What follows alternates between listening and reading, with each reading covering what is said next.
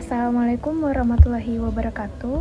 Perkenalkan, kami dari kelompok 4. Di sini kami akan memaparkan mengenai konsep medis dan konsep keperawatan ulkus diabetik. Untuk itu, saya Winda Miranda, NIM P2022-01009 akan menjelaskan apa sih itu ulkus diabetik dan penyebabnya. Untuk ulkus diabetik itu sendiri merupakan suatu kondisi yang terjadi pada penderita diabetes mellitus yang menyebabkan terjadinya ulkus, di mana ulkus itu merupakan suatu luka terbuka di bawah pergelangan kaki akibat penurunan sirkulasi kapiler atau arteri neuropati dan kelainan bentuk kaki.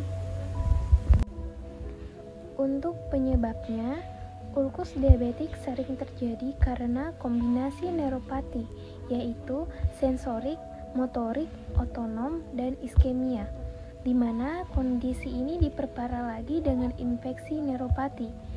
Diabetik menjadi faktor resiko utama terjadinya ulkus pada kaki.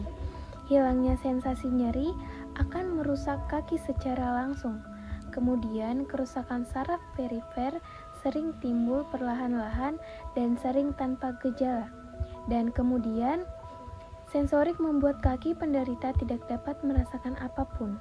Penggunaan alas kaki yang tidak sesuai ukuran dan neuropati motorik akan merubah karakteristik dari postur kaki sehingga membuat kaki menjadi melengkung, ujung kaki menekuk dan membuat tekanan pada tumit, dan pada akhirnya akan membuat kulit menjadi tebal yang sewaktu-waktu dapat pecah sehingga menimbulkan ulkus.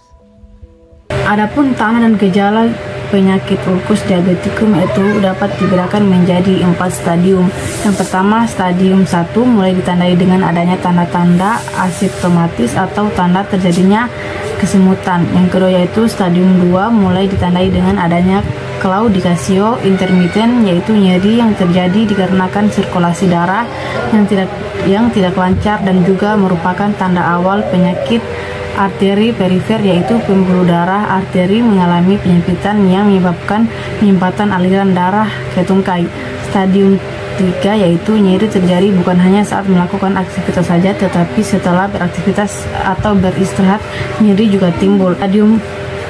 Stadium keempat yaitu mulai terjadi kerusakan jaringan karena aneusia atau nekrosis ulkus. Itulah tadi beberapa tanda dan gejala dari penyakit ulkus diabetikus. Patofisiologi.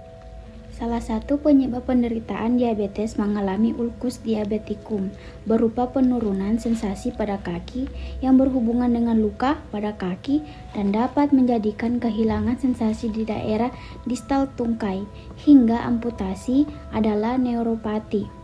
Neuropati diabetikum yang khas atau sering dijumpai adalah neuropati sensorik, motorik, dan otonom. Ulkus kaki yang disebabkan oleh neuropati biasanya terjadi pada permukaan pelatar kaki, yaitu di area yang mengalami tekanan tinggi seperti di area atas tulang atau kaki. Diabetes sering menyebabkan lebih dari 50% penderitaannya mengalami nyeri dan memar. Penyebab ulkus yang sulit dikendalikan pada kaki penderitaan diabetes adalah neuropati.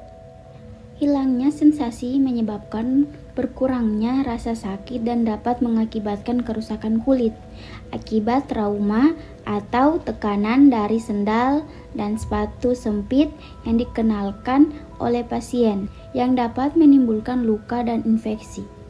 Orang yang memiliki riwayat diabetes lebih dari 5 tahun bisa mengalami ulkus, hampir 2 kali jika dibandingkan dengan orang yang penderitaan diabetes kurang dari 5 tahun.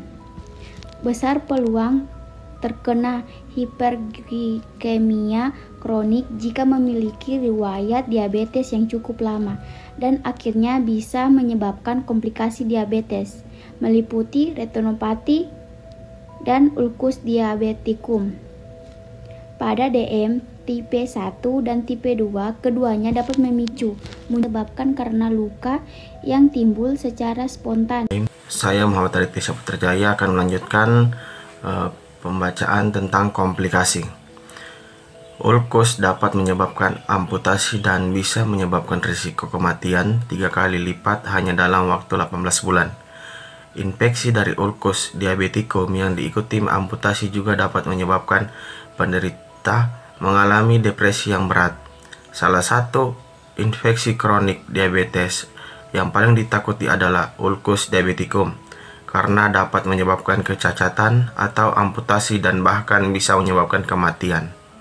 Selanjutnya, bagian penata laksanaan medis. Hampir 85% kasus ulkus diabetikum harus diamputasi. Berikut penata laksanaan dalam manajemen infeksi kaki diabetik agar meminimalisir terjadinya amputasi. A. Pembedahan. Tujuan pembedahan adalah untuk mengalirkan pus dan meminimalkan kerusakan jaringan dengan pengurangan tekanan di kaki dan mengangkat jaringan yang terinfeksi. B. Antibiotik.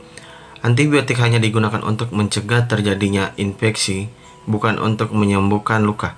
Jadi, meskipun luka belum sembuh, terapi antibiotik dapat dihentikan jika tanda dan gejala infeksi sudah menghilang. C. Perawatan pada luka. Kebanyakan kasus ulkus diabetikum membutuhkan perawatan debridement untuk mempercepat penyembuhan luka dengan cara mengangkat jaringan yang terinfeksi dan jaringan nekrotik. Sekian dan terima kasih.